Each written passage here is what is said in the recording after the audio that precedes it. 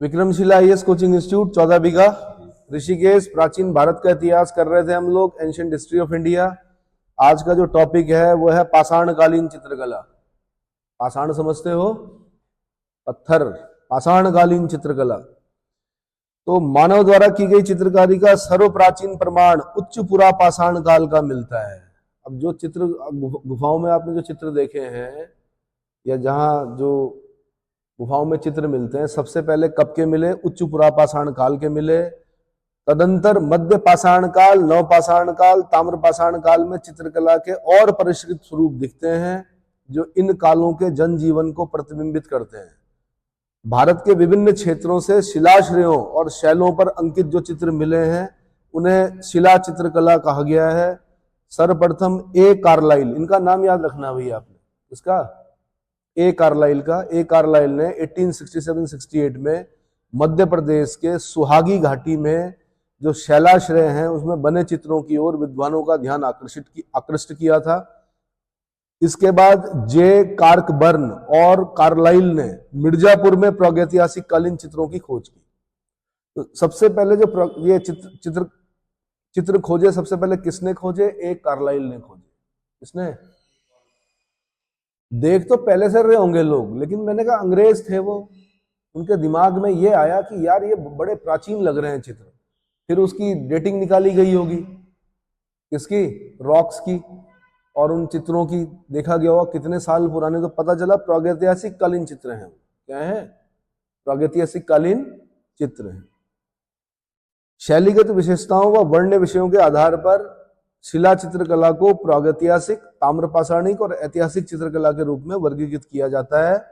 शिला चित्र जम्मू कश्मीर, उत्तराखंड के पर्वतीय कुमाऊं क्षेत्र, उत्तर प्रदेश के पठारी क्षेत्र, मध्य प्रदेश व दक्षिण भारत से प्राप्त हुए हैं, जिसमें मिर्जापुर स्थित बाणगढ़, शाहपुर, घोड़ामगर, मेहडरिया, मध्य प्रदेश के रायसेन जिले में स्थित भीमबेटका, पंचमढ़ी आदि उल्लेखनीय है।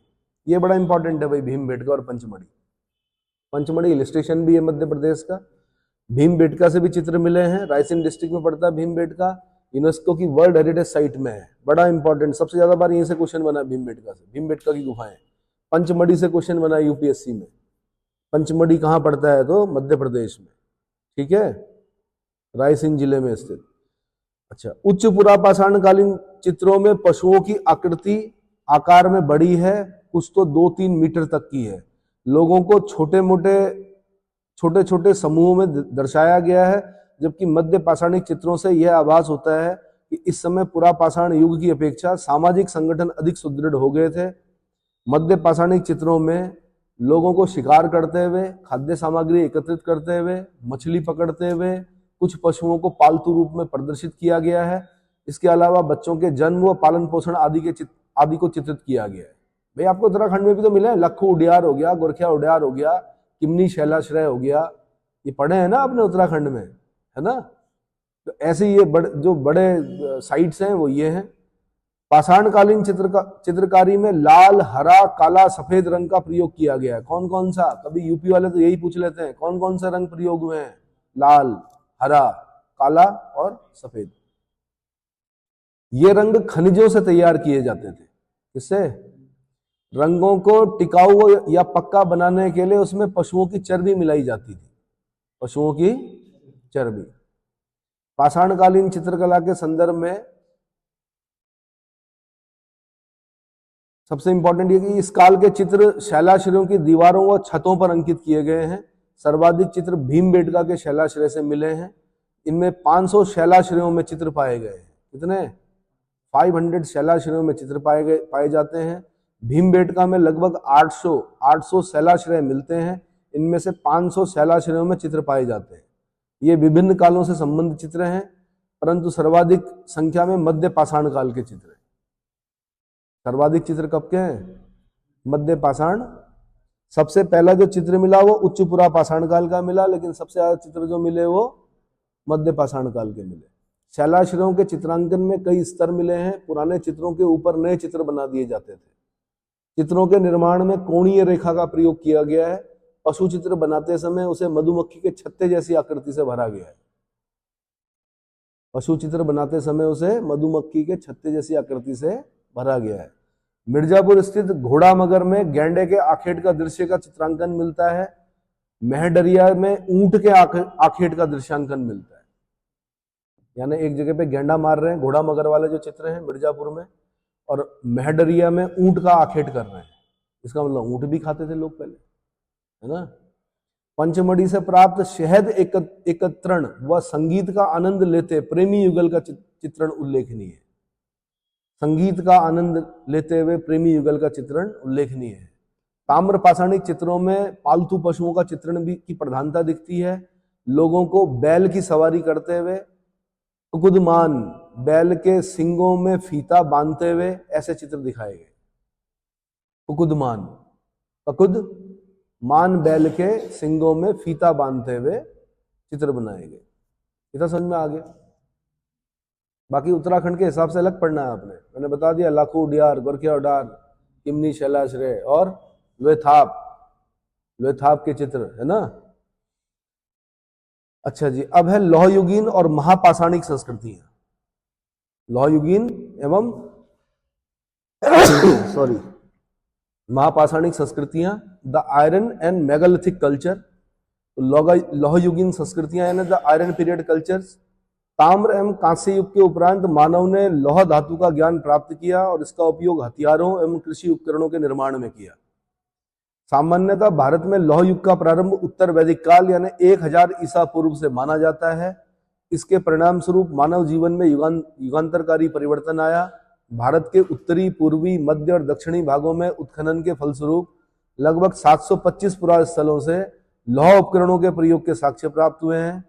इनमें उत्तर भारत के प्रमुख लौहकालीन स्थलों में अहिछत्र यानी बरेली वाला जो रीजन है, आलमगीरपुर जो कि हिंडन नदी के किनारे है, अतरंजी खेड़ा, श्रावस्ती, हस्तिनापुर, अल्लाहपुर यानी मेरठ में, काम्पिल यानी काम्पिल्य, जखेड़ा, खलौआ, बटेश्वर, नोह, रोपड़ ये प्रमुख है। इन लौहयुगीन सांस्कृतिक स्थलों से प्राप्त उत्तर भारत के लौहकालीन स्थलों में चित्रित धूसर मृदभांड, पेंटेड ग्रे वेयर, पीजीडब्ल्यू बोलते हैं, यहां से क्वेश्चन बनते हैं भाई पीजीडब्ल्यू से। उत्तर भारत के लौहकालीन स्थलों से चित्रित धूसर मृदभांड के साक्ष्य मिले हैं। रेडियो कार्बन डेटिंग के आधार पर इसका निर्माण काल ईसा पूर्व 8वीं 9वीं शताब्दी स्वीकार किया गया। देखिए भाई, जो इसमें भी जो ऑर्गेनिक चीजें होंगी उनकी कार्बन डेटिंग निकाली जाती है। जैसे माना कहीं पर कोई कंकाल मिल गया, कोई पेड़ मिल गया पुराना, कोयला मिल गया, इसकी क्या निकालते हैं हम? कार्बन डेटिंग निकालेंगे तो पता चल जाएगा कितने साल पुराना है। और चट्टानों की क्या करते हैं? चट्टानों की तो कार्बन डेटिंग नहीं निकालते मेरे ख्याल से। पत्थरों की यूरेनियम डेटिंग होती है। पृथ्वी की आयु ज्ञात करने के लिए क्या करोगे आप? यूरेनियम डेटिंग निकालोगे। क्या निकालोगे? ठीक है, अच्छा। इस विशिष्ट मृद भांड के साथ लोहे के विभिन्न उपकरण जैसे बाणाग्र, बाणों का अग्रभाग जो होता है बाणाग्र, भाले, कुदाल, चाकू, कुल्हाड़ी, बसुला, पिन, चिमटा एवं कील आदि के भी प्रमाण मिले। हम सोच रहे हैं कील हम ही यूज कर रहे हैं, चिमटा हम ही यूज कर रहे हैं। अरे भाई उस समय भी करते थे। पिन पहले भी यूज होती थी, बसूला हो गया, कुल्हाड़ी हो गई, चाकू हो गया, कुदाल हो गया, बाणाग्र हो गए, है ना। हस्तिनापुर व अतरंजी खेड़ा, अतरंजी खेड़ा कहाँ पड़ता है? एटा जिले में पड़ता है। से धातुमल यानी आयरन स्लैग एवं भट्टियों के प्रमाण प्राप्त हुए हैं, जिससे ज्ञात होता है कि यहाँ के लोग लोहे को गलाकर विभिन्न प्रकार के उपकरण बनाने में निपुण थे। कहां से? हस्तिनापुर और अतरंजी खेड़ा। अतरंजी खेड़ा पड़ा आपका उत्तर प्रदेश एटा जिला में, ठीक है। अमीर खुसरो की भी जन्मस्थली है पटियाली, ये पता है? एटा डिस्ट्रिक्ट में पड़ती है गांव पटियाली। पटियाला नहीं बोल रहा हूँ, पटियाला तो पंजाब जाना पड़ेगा। पटियाली एक गांव है। एक बार क्वेश्चन पूछा कि अमीर खुसरो की जन्मस्थली कहाँ है, तो पटियाली। कहाँ? एटा जिला, ठीक है। लौह धातु से सर्वप्रथम युद्ध संबंधी हथियार बनाए गए। तदुपरांत कृषि संबंधी विभिन्न उपकरण जैसे हसिया, खुरपी, फाल ये सब बनाए गए। फाल मतलब हल पे लगता है, आगे चोंच लगती है। हल लकड़ी का होता था लेकिन उसके आगे चोंच लगती है, फाल, लोहे का फाल, ठीक है। प्रवीरवंत कहा गया वैदिक काल में, उसको क्या कहा गया है? हसिया मतलब दनाती, खुरपी, फाल, ये सब मिले हैं। पूर्वी भारत के प्रमुख लौहकालीन स्थलों में पांडु राजार, ढीबी, महिषादल, सोनपुरा और चिरांद आदि हैं। यहाँ से लाल एवं काले मृदभांड तथा बाणाग्र, छेनिया, कीले इत्यादि के साक्ष्य प्राप्त हुए हैं। इनका काल लगभग 8वीं सदी ईसा पूर्व माना गया। दक्षिणी पूर्वी उत्तर प्रदेश के विभिन्न स्थलों यथा मल्हार चंदौली में पड़ता है, झूसी प्रयागराज में पड़ता है, राजा नल का टीला सोनभद्र में पड़ता है आदि से प्राप्त पुरानिधियों के आधार पर लोहे की प्राचीनता 1500 ईसा पूर्व तक जाती है दक्षिणी पूर्वी उत्तर प्रदेश में, यानी 1500 ईसा पूर्व से लोहा प्रयोग हो रहा था। एनसीईआरटी के अनुसार भी लौह काल की प्राचीनता 1500 ईसा पूर्व निर्धारित की गई है। पहले लोहे की प्राचीनता 1050 ईसा पूर्व तक थी, लेकिन नई एनसीईआरटी बताती है कि 1500 ईसा पूर्व के भी अवशेष मिले हैं। किस चीज के? लोहे के। मध्य भारत की बात करें तो मध्य भारत के प्रमुख लौहकालीन पुरास्थल एरण तथा नागदा से लौह निर्मित दुधारी कटार, कुल्हाड़ी, बाणाग्र, चाकू, हसिया आदि के साक्ष्य प्राप्त हुए हैं। एरण एवं नागदा की प्रारंभिक संस्कृति जो थी वो ताम्रपाषाणिक है, किंतु इसके पश्चात यहाँ पर लौहकालीन संस्कृति का विकास हुआ है। राजस्थान में स्थित नोह नामक स्थल एवं इसके दोआब क्षेत्र से काले और लाल मृदभांड के साथ लोहे के साक्ष्य मिले हैं, जिनकी संभावित तिथि ईसा पूर्व 1400 निर्धारित की गई है। आलमगीरपुर, मांडा, भगवानपुरा, रोपड़ एवं दधेरी आदि सैंधवकालीन स्थलों से सभ्यता के पतन के 1700 ईसा पूर्व तत्काल पश्चात लौह काल से संबंधित चित्रित दूसर मृदभांड के साक्ष्य मिले हैं। दक्षिण भारत के विभिन्न पुरातात्विक स्थलों यथा ब्रह्मगिरी, हल्लूर, चिंगलपुत, मास्की, सानूर, पुदुकोट्टे आदि से महापाषाणिक समाधियों के साक्ष्य मिले हैं। इन समाधियों से अत्यधिक संख्या में विविध प्रकार के लौह उपकरण यथा भाले, हसिया, चाकू, कुल्हाड़ियां, तलवार, त्रिशूल, कटार आदि के साक्ष्य काले और लाल मृदभांडों के साथ प्राप्त हुए। संपूर्ण दक्षिण भारत में उनकी एक रूपता पाई जाती है। दक्षिणी भारत में स्थित हल्लूर पुरास्थल नवपाषाण काल और महापाषाण काल के बीच एक संक्रांति काल को इंगित करता है। हल्लूर उपकरणों की रेडियो कार्बन तिथि ईसा पूर्व 1000 से लगभग निर्धारित की गई, 1000 ईसा पूर्व। कौन सा? हल्लूर। मतलब ये नवपाषाण काल और महापाषाण काल के बीच का क्या है? चीजें मिली हैं, मतलब लोहे की वस्तुएं मिली हैं, उपकरण मिले हैं। भारत में लोहे की प्राचीनता के विषय में विवाद है। पूर्व में ऐसी मान्यता थी कि मध्य एशिया की हित्ती जाति ईसा पूर्व 1800 से 1200 का लौह धातु पर एकाधिकार था और इसी जाति ने सर्वप्रथम इसका प्रयोग किया था, किंतु नवीनतम प्रमाणों से प्राप्त होने पर अब यह मत मान्य नहीं है। पहले हम लोगों को नंबर मिले हैं इस पर कि लोहे का प्रयोग सबसे पहले किसने किया? मध्य एशिया में हित्ती जाति ने किया। लेकिन अब ये पॉइंट क्या हो गया? इसको अपडेट करना है आपने। ये मत अब मान्य नहीं है, क्योंकि भारत के विभिन्न स्थलों यथा नोह राजस्थान और इसके दोआब क्षेत्र से लोहे के साक्ष्य के साथ साथ लाल और काले मृदभांडों के साक्ष्य भी मिले हैं, जिनकी संभावित तिथि 1400 ईसा पूर्व है। कितनी? 1400 ईसा पूर्व है। इसके अलावा अन्य स्थलों जैसा भगवानपुरा, दधेरी, आलमगीरपुर, रोपड़ आदि से लौहकालीन चित्रित दूसर मृदभांड के प्रमाण हड़प्पा सभ्यता के पतन यानी 1700 ईसा पूर्व के साथ मिलने से ज्ञात होता है कि भारतीयों को इसका ज्ञान बहुत पहले से ही था।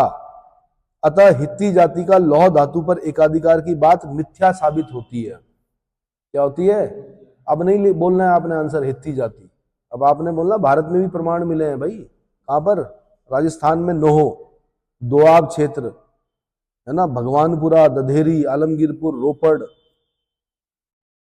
हड़प्पा सभ्यता से प्राप्त उच्च कोटि से तांबा और कांसे के उपकरण तथा गंगा घाटी से मिली ताम्र नदियां एवं गैरिक मृदभांडों से ज्ञात होता है कि तत्कालीन भारतीयों का तकनीकी ज्ञान अत्यधिक विकसित था। ऐसी संभावना प्रकट की जाती है कि गंगा घाटी के ताम्र धातु कर्मियों ने ही लोहे का आविष्कार किया होगा, क्योंकि कच्चे लोहे की दो बड़ी निधियां मंडी हिमाचल और नरनौल पंजाब उत्तर भारत से प्राप्त हुई है। मंडी हिमाचल और नरनौल पंजाब उत्तर भारत से प्राप्त हुई है। इस प्रकार भारत के विभिन्न स्थलों के उत्खननोपरांत लौह प्रयोक्ता संस्कृतियों के प्रमाण मिले हैं। इस संस्कृति के लोग चित्रित दूसर मृदभांड का प्रयोग करते थे, ये अत्यंत समृद्ध एवं विकसित ग्राम्य संस्कृतियां थी, जिनकी पृष्ठभूमि पर ऐतिहासिक काल में द्वितीय नगरीकरण संभव हुआ। द्वितीय नगरीकरण संभव हुआ। अब है महापाषाणिक संस्कृतियां यानी मेगालिथिक कल्चर। तो नवपाषाण काल की समाप्ति के पश्चात दक्षिण भारत के ऊंचे प्रायद्वीपीय क्षेत्र में जिस संस्कृति का उद्भव हुआ उसे बृहद अथवा महापाषाणिक संस्कृतियां यानी मेगालिथिक कल्चर की संज्ञा प्रदान की गई। वस्तुतः इस संस्कृति के लोग अपने मृतकों के अवशेषों को सुरक्षित रखने के लिए बड़े बड़े पत्थरों यानी मेगालिथ का प्रयोग करते थे। कारण स्वरूप इस संस्कृति को मेगालिथिक कल्चर अर्थात महापाषाणिक संस्कृतियां कहा गया। इस संस्कृति की खोज बीडी कृष्ण स्वामी ने की थी। किसने? बीडी। ये विदेशों में भी है। स्टोन हेंच देखना, कभी नेट पे जाना, स्टोन हेंच, उसके सामने आदमी चींटी जैसा लगता है। इतने बड़े पत्थर, 2 पत्थर रखे हुए, उसके ऊपर एक बड़ा पत्थर भी रखा हुआ। समझ में नहीं आता यार, इतने बड़े पत्थर खड़े कैसे किए और उसके ऊपर वो बड़ा पत्थर कैसे रखा। स्टोन हेंच देखो, नेट पे जाके देखो स्टोन हेंच। तो ऐसे ही मैंने कहा महापाषाणिक संस्कृति यहां पर भी है, भारत में भी मिली है। दक्षिण भारत में इस संस्कृति का विस्तार तमिलनाडु में स्थित आदिच नल्लूर से लेकर महाराष्ट्र के नागपुर तक प्राप्त हुआ है। भारत में कर्नाटक, आंध्र और केरल राज्यों के विभिन्न पुरास्थल यथा मास्की, चिंगलपुत, ब्रह्मगिरी, सानूर और पुदुकोट्टे आदि से बृहत पाषाणिक समाधियों के साक्ष्य प्राप्त होते हैं। क्या होते हैं? ध्यातव्य है कि कर्नाटक एवं आंध्र प्रदेश में ग्रेनाइट चट्टानों वाले प्रदेश में स्थित बृहद पाषाण संस्कृतियां लौह युगीन थी। ये भी ध्यान रखना कि ये परंपराएं आज भी हैं। उत्तराखंड में आज भी जब पितरों का क्या होता है, जैसे माता पिता, दादा दादी, जो भी मतलब माता पिता परिवार में जब किसी की मृत्यु हो जाती है तो उसके बाद लिंगवास के लिए जाना पड़ता है एक विशिष्ट स्थान पर। लिंगवास मतलब उनके नाम का एक पत्थर रखना पड़ता है। अब तो छोटा सा रखते हैं, लेकिन किसी जमाने में मैंने कहा महापाषाणिक बड़े बड़े पत्थर रखने होते थे। यानी मृत्यु के बाद सबसे बड़ी जो सेरेमनी थी वो महापाषाणिक कब्रें बनानी थी। ठीक है, मृत्यु को उस जमाने में वैसे ही लिया जाता था और ये मानते थे कि पुनर्जन्म होगा। इसीलिए जो मृतक होता था उसकी हड्डियों के साथ या उसके साथ क्या करते थे, सामान रखते थे। पूरा क्या रखते थे? वो चीज आज भी है। आज भी पितरों के नाम पर दाल चावल बहुत सारी चीजें, सब्जियां वब्जियां, जो भी चीज होती हैं वो रखी जाती हैं। जब क्या होता है, श्राद्ध होते हैं या जब भी कोई तर्पण देना होता है तो वो सब चीज तर्पण दिए जाते हैं इस देश में, पता है, पितरों को। इस तरह से उन्हें याद किया जाता है।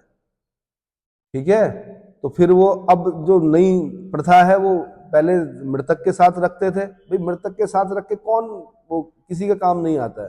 तो अब जो कर्म कराने वाला व्यक्ति होता है उसको दे दिया जाता है पितरों के नाम पर। वो सारी चीजें दी जाती हैं जो यूज करने वाली होती है। छाता देना होता है, बिस्तर देना होता है ना। महिला है तो साड़ी देनी होती है, पुरुष है तो कपड़े देने होते हैं। नहीं आया समझ में? तो ये प्रथाएं आज भी हैं, भले ही सूक्ष्म रूप में हो, क्या हो। और ये चीज समझ लेना कि ये जो कल्चर है ये एक संसान वैराग्य से बाहर निकालने का। कुछ लोग बोलते हैं कि मृतक भोज, ये वो ऐसा वैसा, क्या होता है कि इससे, ये सब फालतू के खर्चे हैं। दरअसल जब कोई व्यक्ति के घर में किसी का देहांत होता है तो उसके बाद वो शमशान वैराग्य में आ जाता है। शमशान वैराग्य मतलब उस जमाने के लोगों ने कुछ ऐसी प्रथाएं बनाई कि कहीं ये डिप्रेशन में ना चला जाए, कहीं ये किस में ना चले जाए।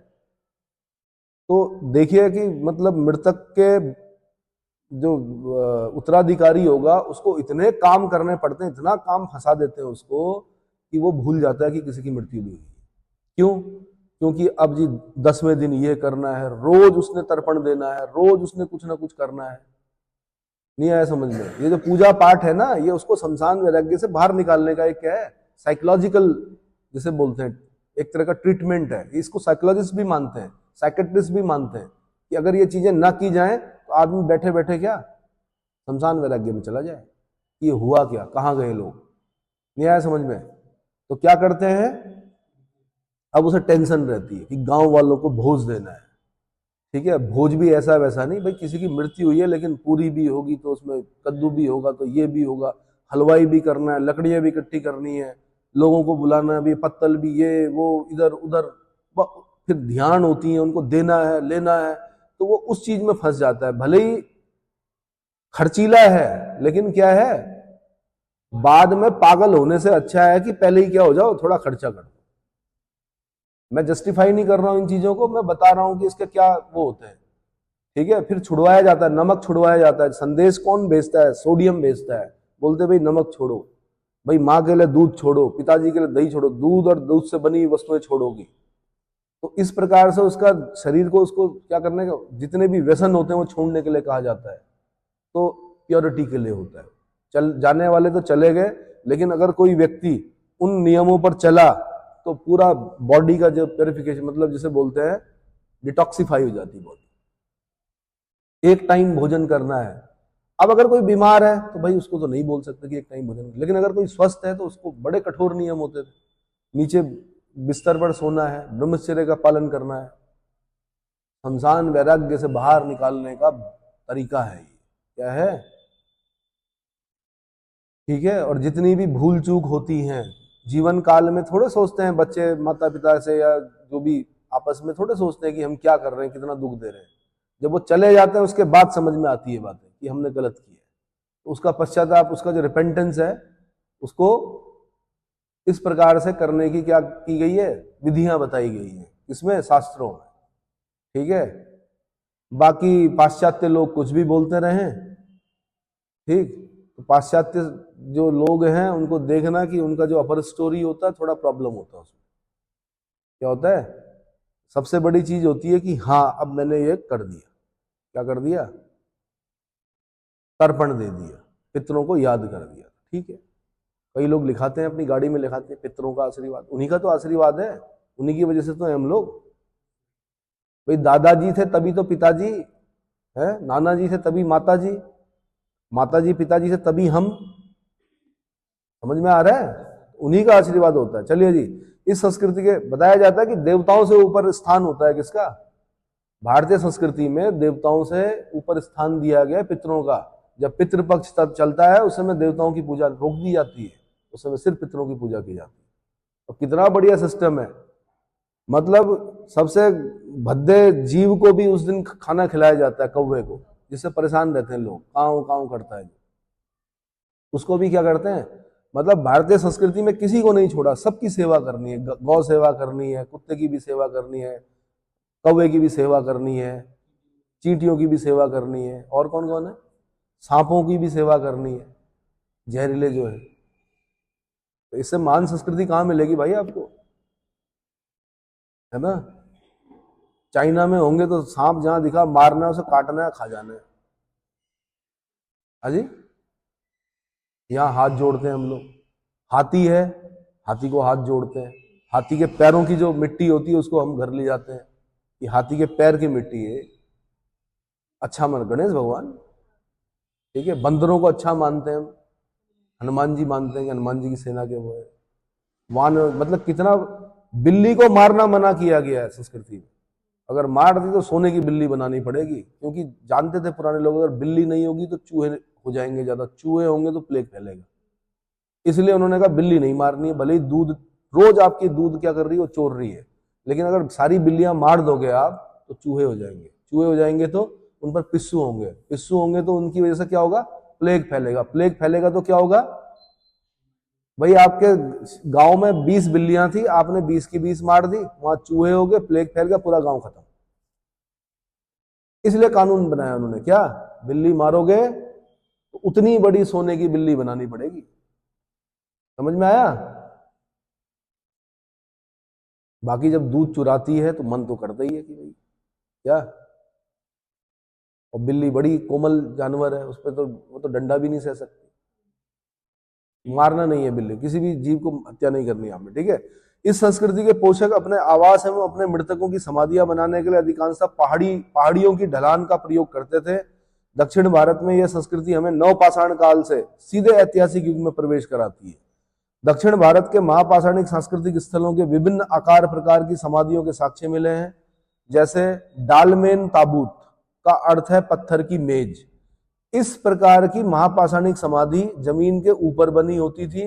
इन समाधियों से काले और लाल मृद भांडों के साथ लौह उपकरणों के साक्ष्य भी प्राप्त होते हैं। डालमेन ताबूत का साक्ष्य ब्रह्मगिरी और चिंगलपुत से मिले हैं। डालमेन ताबूत का मतलब क्या है, कॉफिन, ताबूत मतलब कॉफिन, डालमेन कॉफिन, तो पत्थर की मेज। अरे भाई मिस्र में पत्थर का ही होता था वो, जिसके अंदर मम्मी रखते थे ना, पत्थर का बक्सा होता था वो पूरा, पत्थर हटाते थे, उसमें भी कई प्रकार के तिलिस्म यूज करते थे वो। मतलब वो मम्मी पैक कर दी उन्होंने, 5,000 साल पहले कर दी। अब आप खोल रहे हो तो 5,000 साल पुरानी हवा, उसमें से क्या होगी, कई लोग मर जाते थे बीमार होकर। भाई वो आदमी सड़ा होगा, कीड़े पड़े होंगे, जो भी हुआ होगा, तो वो क्योंकि बिल्कुल पैक कर रखा, बिल्कुल नहीं आया समझ में, तब बोलते श्राप लग गया कि मम्मी का। लगना ही है भाई, 5,000 साल पुरानी क्या जो हवा थी, उसको आपने क्या कर दिया, उस एक सांस में आपके कहाँ चलेगी वो, पता नहीं कौन कौन से बैक्टीरिया और कौन कौन से वायरस गए होंगे। वो राजा पता नहीं किस बीमारी से मरा होगा, पता नहीं कितना विलासी रहा होगा, कौन सी बीमारी रही होगी, क्या पता राजा कीड़े पड़ के मरा हो, ऐसी बीमारी रही। नहीं आया समझ में। तो भाई वहां लकड़ियां नहीं थी, इसलिए उन्होंने दबाया। हमारे देश में जंगली जंगल थे, इसलिए हमारे यहाँ क्या है, पंच तत्वों से बना होता है शरीर। पंच तत्वों में क्या करते हैं, सबसे अच्छा तरीका जो है, हालांकि एनवायरनमेंट के हिसाब से थोड़ा सा खराब है, लेकिन शवदाह सबसे अच्छा माना जाता है ना, क्योंकि चिता में बोलते हैं कि सारी बुराइयां अच्छाइयां सब क्या हो जाती हैं, पूरा शरीर, बीमारियां, वायरस सब खत्म हो जाते हैं उसी। वरना कोरोना आया, जो लोग जला रहे थे डेड बॉडीज को, उनको नहीं होता, वो भी मरते, लेकिन चिताएं जल रही थी कोरोना काल में। अच्छा, अमेरिका में 2 लाख के आसपास लोग मरे कोरोना काल में, उनको बिल्कुल जेसीबी से क्या कर दिया, दबा दिया। आने वाले समय में यार, अगर कोरोना वायरस क्या होता है, जीव और अजीव के बीच की कड़ी होता है, क्या होता है, आने वाले समय में माना वहां पर 100 साल बाद कंस्ट्रक्शन साइट खुलती है और वहां पे खोदते हैं, और कुछ मजदूरों को जैसे उस वायरस को शरीर मिलेगा, वो फिर दोबारा एक्टिव हो जाएगा। नहीं आया समझ में। हालांकि उन्होंने दवाई डाली होगी उन्होंने, बट फिर भी वायरस क्या है, जीव और अजीव के बीच की कड़ी है। अगर कोई इन्फ्लुएंजा से मरा है अंटार्कटिका पर, और 2000 साल हो गए, 2000 साल बाद कोई स्कीइंग कर रहा है वहां पर, उस वायरस को बॉडी मिल गई, वो एक्टिव हो जाएगा फिर दोबारा, और फिर वो मल्टीपल उसमें क्या करेगा। इन्फ्लुएंजा मतलब जुकाम से भी मरते थे पहले लोग, आया समझ में। ये सब जुकाम वाली ही बीमारियां हैं, कोरोना वोरोना जितनी भी हैं। चलो जी, छाता प्रस्तर या शीर्ष प्रस्तर प्रकार की महापाषाणिक समाधियों के शीर्ष भाग खुले हुए सर्प के फण की तरह प्रतीत होते हैं। इन्हें क्रमशः टोपी कल्लू और कुदई कल्लू भी कहा जाता था। इस प्रकार की समाधियों के साक्ष्य केरल के कोचीन क्षेत्र से प्राप्त होते हैं। कहां से, केरल के कोचीन क्षेत्र से। यार जहां बारिश होगी तो वो अपनी समाधियों के लिए वैसे ही बनाएंगे, ऊपर से क्या, नाग जैसा, ताकि समाधि पर क्या ना पड़े। केरल में बारिश होती है बहुत ज्यादा, है ना, तो क्या बनाते हैं वो, टोपी कल्लू या कुदई कल्लू। ऐसे नडुकल और मेनहीर ग्रेनाइट पत्थरों से निर्मित एकाश्म यानी मोनोलिथिक स्मारक है। कोचीन के ही कोमरपरथल नामक स्थल से इस प्रकार की समाधियों की एक पंक्ति के साक्ष्य मिले हैं। ऐसे ही अगला है स्तूपाकार ढेर या वृत्त, संगोरा बोलते हैं इसको। संगोरा प्रकार की समाधियों का निर्माण जमीन में खड्डा खोदकर किया जाता था। इस प्रकार के स्मारकों के साथ चिंगलपुत तमिलनाडु से प्राप्त हुए हैं। साक्ष्य जो मिले हैं चिंगलपुत तमिलनाडु से प्राप्त हुए हैं। यहीं से अंत्येष्टि कलश के साक्ष्य भी मिले हैं। केरल के कोचीन जिले में स्थित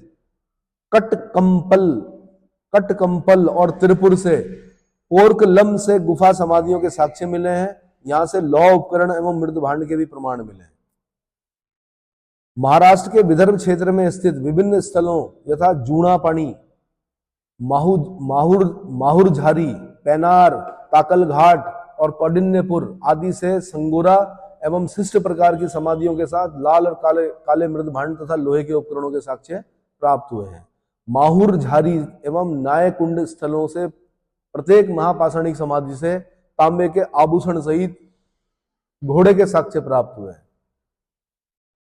माहुरझारी स्थल से एक समाधि से खंजर और मनुष्य के साथ एक घोड़े का संपूर्ण कंकाल का साक्ष्य मिला है, जो योद्धा परंपरा की ओर संकेत करता है। यानी हो सकता है घोड़ा भी मरा हो, योद्धा भी मरा हो, घोड़े के साथ दफना दिया किसको। तो पहले क्वेश्चन ऐसे बनते थे, कुत्ते के साथ मनुष्य को दफनाने के साक्ष्य कहां से मिले हैं। हाँ, अब मैं यहां पे बोल रहा हूं कि घोड़े के साथ मनुष्य को दफनाने के साक्ष्य कहां से मिले हैं, माहुरझारी से। कहां से? महाराष्ट्र में माहुर झारी से। समझ में आ गया? नाम टफ है लेकिन थोड़ा थोड़ा सारे नहीं याद करने हैं, अंदाजा लगाना पड़ता है कि माहुर झारी से क्वेश्चन बन सकता है भाई, खंजर मिला है वहां से, मनुष्य के साथ घोड़े का संपूर्ण कंकाल मिला है, तो ये इंपॉर्टेंट पॉइंट हो गया, यहां से क्वेश्चन बनेगा। ऐसे उत्तर भारत की बृहद पाषाणिक समाधियां, the megalithic graves of north India. उत्तर भारत में बृहद पाषाणिक समाधियों की खोज 1962-63 में जी.आर. शर्मा ने की। इनके द्वारा विंध्य क्षेत्र की पहाड़ी भागों में प्रारंभ किए गए अनुसंधान के फलस्वरूप सोनभद्र, मिर्जापुर, बांदा, चित्रकूट, बनारस और प्रयागराज जिले के विभिन्न स्थलों यथा हातिनिया, मघा, कोटिया, ककौरिया, खजूरी और कोल्डी हवा आदि से इस प्रकार की समाधियों के साक्ष्य प्राप्त किए गए हैं। चंदौली के चकिया तहसील में स्थित चंद्रप्रभा नदी घाटी के हथनिया पहाड़ी क्षेत्र से संगौरा प्रकार की समाधियों के साक्ष्य मिले हैं। इसी क्षेत्र के ककौरियापुरा स्थल एवं बेलन नदी के तट पर स्थित कोटिया स्थल से संगौरा और शिष्ट प्रकार की समाधियों के साक्ष्य प्राप्त हुए हैं। इन समाधियों से लाल और काले मृद भांड के साक्ष्य मिले हैं। कोटिया स्थल से समाधियों में मानव अस्थियों के प्रमाण नहीं मिलते हैं।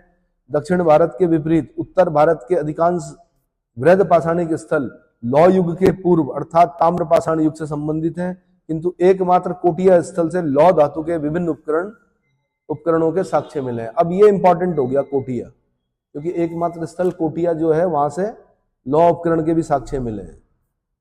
कहां पर है कोटिया? हाँ जी, प्रयागराज जिला कोटिया, प्रयागराज यानी इलाहाबाद। इतना समझ में आ गया? ककौरिया समाधियों से एनबीपी मृद भांड के साक्ष्य नहीं मिले हैं। संभव है कि इस क्षेत्र में एनबीपी मृद भांड संस्कृति के उद्भव तक लगभग 600 ईसा पूर्व तक इस संस्कृति का पतन हो गया था। इस प्रकार बृहद पाषाणिक संस्कृतियों के प्रमाण भारत के दक्षिणी एवं उत्तरी दोनों भागों में मिले हैं। इन बृहद पाषाणिक स्मारकों को बनाने का क्या उद्देश्य था अभी तक ज्ञात नहीं हुआ है। गार्डन चाइल्ड के अनुसार यह बृहद पाषाण समाधियां किसी धार्मिक या अनुष्ठानिक या अंधविश्वास से संबंधित उद्देश्यों की पूर्ति हेतु बनाई जाती थी। किससे? अंधविश्वासों से संबंधित उद्देश्यों की पूर्ति हेतु बनाई जाती थी। इतना क्लियर हो गया? बृहद पाषाणिक संस्कृतियों की प्रमुख विशेषताएं बता दूं। प्राय सभी समाधियों का निर्माण ऊंचे स्थलों पर किया गया है। विभिन्न प्रकार के लौह उपकरणों यथा भाला, चाकू, तलवार, कटार, छेनी, कुल्हाड़ी आदियों के साक्ष्य प्राप्त हुए हैं। काले और लाल मृद भांड के प्रयोग के अतिरिक्त ताम्र एवं कांस्य निर्मित बर्तनों के प्रयोग के साक्ष्य मिले हैं। इन समाधियों का निर्माता कृषि कर्म से परिचित थे। प्रमुख उत्पादित अनाज चावल, जौ, रागी, चना आदि थे। लगभग सभी समाधियों से आंशिक समाधिकरण के साक्ष्य मिले हैं।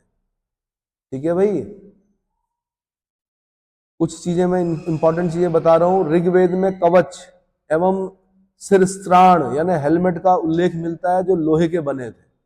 सिरस्त्राण क्या? तो जब गाड़ी ड्राइव करते हो स्कूटी वगैरह तो सिरस्त्राण जरूर पहने, कपाल कवच, सिरस्त्राण। आपका सिरस्त्राण कहाँ है? दूर से आए हो, रखा है? ठीक है। तो ऋग्वेद में कवच, सोचो ना क्या जमाना रहा होगा। अब तो गोली मार देते हैं, उस जमाने में तीर कहां से आ जाए, भाला कहां से आ जाए, तो इसलिए कवच पहनना पड़ता था लोहे का। क्या पहनना पड़ता था? कवच। ऋग्वेद में एक स्थान पर कवच तथा शत्रुओं से सुरक्षित लौह दुर्ग बनाने के लिए सोम का आह्वान किए जाने का प्रमाण मिलता है, लोहे का दुर्ग। ऋग्वेद में गालव नामक ऋषि की चर्चा है जिसने पांचाल नरेश दिवोदास को 10 राज्य युद्ध में लोहे की तलवारें देकर सहायता की थी। क्या दी थी? लोहे की तलवारें। कन्नौज नरेश अष्टक ने अपने पुत्र का नाम लोही रखा था। क्या रखा था? लोही। वाजस्नेयी संहिता में लोहे तथा श्याम शब्द प्रयुक्त हुए हैं। विद्वानों ने श्याम शब्द का अर्थ लोहा माना है। अथर्ववेद में लोहामस और श्याम अयस, लोहामस और श्याम अयस शब्द मिलता है। श्याम अयस का तात्पर्य लौह धातु से था। व्हीलर ने ब्रह्मगिरी के उत्खनन में 3 संस्कृतियों को उद्घाटित किया है जिसमें दूसरी संस्कृति बृहद पाषाण काल की है। पय्यमपल्ली और हल्लूर आदि पुरा स्थलों से प्राप्त रेडियो कार्बन तिथियां वृहद पाषाणिक संस्कृतियों के प्रारंभ की तिथि ईसा पूर्व 1000 तक जाती है।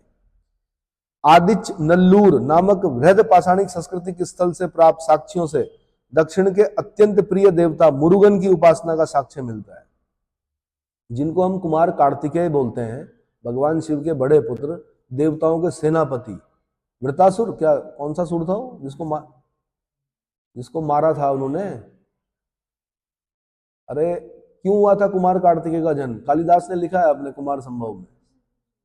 इसको मारा था। तो देवताओं के सेनापति कौन थे? कुमार कार्तिकेय। हमारे यहाँ उत्तर भारत में मोर है, उनका जो वाहन है, क्या है? मोर। और दक्षिण भारत में उनका वाहन मुर्गा है, इसलिए मुरुगन स्वामी बोलते हैं। क्या बोलते? ताड़कासुर को मारा था। किसको मारा था? ताड़कासुर का वध किया था। तो कुमार कार्तिकेय, कार्तिक स्वामी जी का जो मंदिर है वो रुद्रप्रयाग जिले में है। बहुत सुंदर जगह पे है, ऊंचाई पर है, वहां से पूरा हिमालय ऐसा दिखता है, चारों ओर नीचे दिखता है हिमालय। कुछ ऐसी लोकेशन है उसकी, कार्तिक स्वामी जी की। वर्ष में एक बार मेला भी लगता है बहुत बड़ा, ठीक है। तो हमारे यहाँ कुमार कार्तिकेय, स्कंद कार्तिकेय की पूजा होती है। इसकी तो दक्षिण भारत में क्या बोलते हैं ना, मुरुगन स्वामी। क्या बोलते हैं भाई? मुरुगन स्वामी। तो आदिच नल्लूर नामक वृहद पाषाणिक सांस्कृतिक स्थल से प्राप्त साक्ष्यों से दक्षिण के अत्यंत प्रिय देवता मुरुगन की उपासना का साक्ष्य मिला है।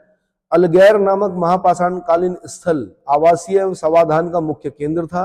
महापाषाणिक संस्कृति का संबंध लौह काल यानी 1000 ईसा पूर्व से 600 ईसा पूर्व से है। महापाषाणिक संस्कृति प्राचीन मानव द्वारा प्रयोग की गई धातुओं का क्रम जो है, सबसे पहले तांबा, फिर कांसा, फिर लोहा। तांबा, कांसा, लोहा। चित्रित धूसर मृत भांड का संबंध किस संस्कृति से है? लौह युगीन संस्कृति से। चित्रित धूसर मृत भांड का संबंध किस संस्कृति से है? लौह युगीन संस्कृति से। कालीबंगा, हुलास, बुरझोम, अतरंजी खेड़ा में भी भारत के किस स्थल की खुदाई से लौह धातु के प्रचलन का प्राचीनतम प्रमाण मिलते हैं? अतरंजी खेड़ा। कहां से?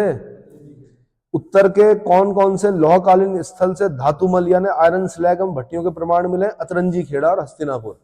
अतरंजी खेड़ा और हस्तिनापुर, ठीक है भाई। सर्वप्रथम किस काल में ग्रामीण कृषक समुदायों का गठन हुआ था? ताम्रपाषाणिक काल में। कब? ताम्रपाषाणिक काल में। किस स्थल से एक तलवार, एक भाले का सिरा प्राप्त होता है? साई पाई से, गंगा यमुना दोआब क्षेत्र में। सर्वप्रथम चित्रित मृत भांड का प्रयोग किस संस्कृति के लोगों ने किया? ताम्रपाषाणिक संस्कृति के लोगों ने किया। सबसे पहले भारत में सबसे प्राचीन ताम्रपाषाणिक कालीन बस्तियां कहां पाई जाती हैं? मालवा और मध्य भारत क्षेत्र में। सर्वप्रथम किस काल के लोगों ने तांबा गलाने की विधि का ज्ञान हुआ था? ताम्रपाषाण काल में। किस काल में प्रायद्वीपीय भारत में बड़े बड़े गांव बसाए गए? ताम्रपाषाण काल में। ताम्रपाषाण काल में प्रायद्वीपीय भारत के किस प्रकार के आवासों का निर्माण किया गया था? आयताकार और वृत्ताकार मकानों का। विभिन्न क्षेत्रों में विकसित ताम्रपाषाण संस्कृतियों का आपस में संपर्क का माध्यम क्या था? व्यापार, आयात निर्यात। किस स्थल से प्राप्त पात्र पर शिव पशुपति के सदृश चित्र अंकित हैं? दाइमाबाद। सिरविहीन छोटी छोटी मूर्तियां कहां से प्राप्त होती हैं? इनाम गांव से। कहां से?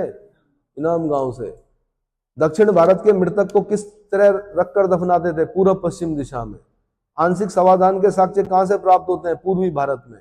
ताम्रपाषाण काल की समस्त संस्कृतियों में सर्वाधिक प्रचलित मृत भांड कौन सा था? काला और लाल मृत भांड, कृष्ण लोहित मृत भांड बोलते हैं जिसको। ताम्रपाषाण काल का विशिष्ट मृत भांड कौन सा था? आंसर गैरिक मृत भांड, ओसीपी बोलते हैं इसको। भारत में सर्वप्रथम तांबे का उपकरण कांटेदार बर्छी कहां से प्राप्त हुई है? बिठूर, कानपुर, 1822 ईस्वी में।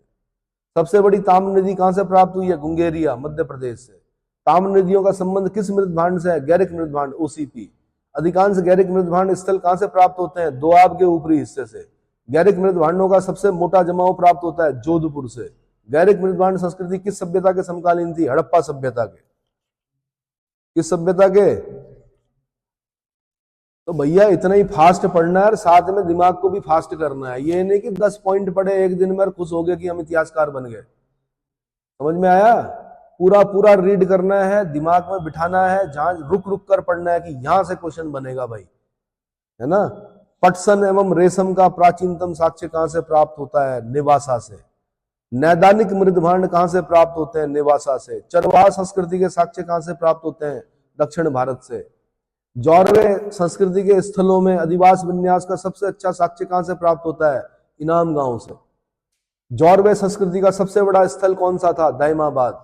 जौरवे संस्कृति के किस स्थल पर हड़प्पा सभ्यता का प्रभाव देखने को मिलता है? दाइमाबाद। रथ हाँकते हुए मानव की मूर्ति किस स्थल से प्राप्त होती है? दाइमाबाद। कलश समाधान के साक्ष्य किस संस्कृति के प्राप्त होते हैं? जौरवे संस्कृति। दाइमाबाद से मिली अस्थियों में किस रोग का पता चलता है? वयस्कों और शिशुओं के स्कर्वी रोग का। राख के टीले कहां से प्राप्त होते हैं? संगन कल्लू और पिकली हल से। सोने का लटकन किस ताम्र पाषाणिक स्थल से प्राप्त होता है? टिक्कलकोट।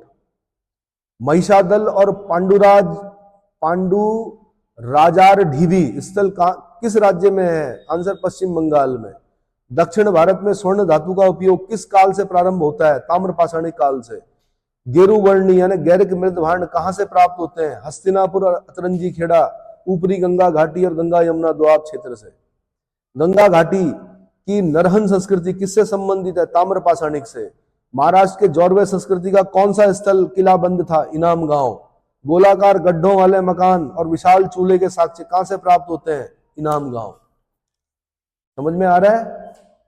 ये सारे वो क्वेश्चन है जो आपने याद करना है। कायथा संस्कृति को किस अन्य नाम से जाना जाता है? मालवा संस्कृति। कायथा की खोज किसने की थी? V.S. वांकणकर। किस संस्कृति के मृद भांड समस्त ताम्र पाषाणिक मृद भांडों में श्रेष्ठ माने जाते हैं? मालवा संस्कृति के। नवदा टोली किस राज्य में स्थित है? मध्य प्रदेश, खरगोन जिला। किस स्थल से घड़े में 40,000 मनके के दाने प्राप्त हुए? कायथा से। नवदा टोली का उत्खनन कार्य किसने संपन्न किया था? H.D. सांकालिया ने। किस स्थल से अत्यधिक मात्रा में अनाज या फसल के साक्ष्य प्राप्त होते हैं? नवदा टोली। ताम्र पाषाण काल यानी ताम्राश्म में महाराष्ट्र के लोग मृतकों को फर्श के नीचे किस तरह रखकर दफनाते थे? उत्तर और दक्षिण की ओर। उत्तर और दक्षिण की ओर। मानव आकार की मूर्ति कहां से प्राप्त होती है? नागदा से। मालवा संस्कृति। जौरवे संस्कृति के अंतर्गत प्रमुख स्थल कौन सा है? निवासा, चंदौली, इनाम गांव, दैमाबाद, सोनगांव और नासिक। टोटीदार मृद भांड कहां से प्राप्त होते हैं? जौरवे संस्कृति से।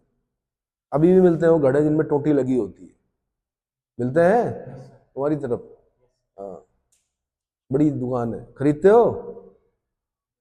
खरीदना चाहिए जो, वरना ये हस्तशिल्प क्या हो जाएगा, कुम्हार जो लोग हैं उनका वो खत्म हो जाएगा भाई। वो तो शुक्र है कि टीवी में कुछ ऐसे सीरियल्स हैं जिनकी वजह से, जैसे कुछ त्योहार बड़े चर्चाओं में, मतलब बड़ा करेज हो गया है। जैसे जो विवाहित लोग होते हैं, करवा चौथ, तो उसमें मिट्टी के वो लेने पड़ते हैं क्या, इस प्रकार से उन लोगों को काम मिलता है।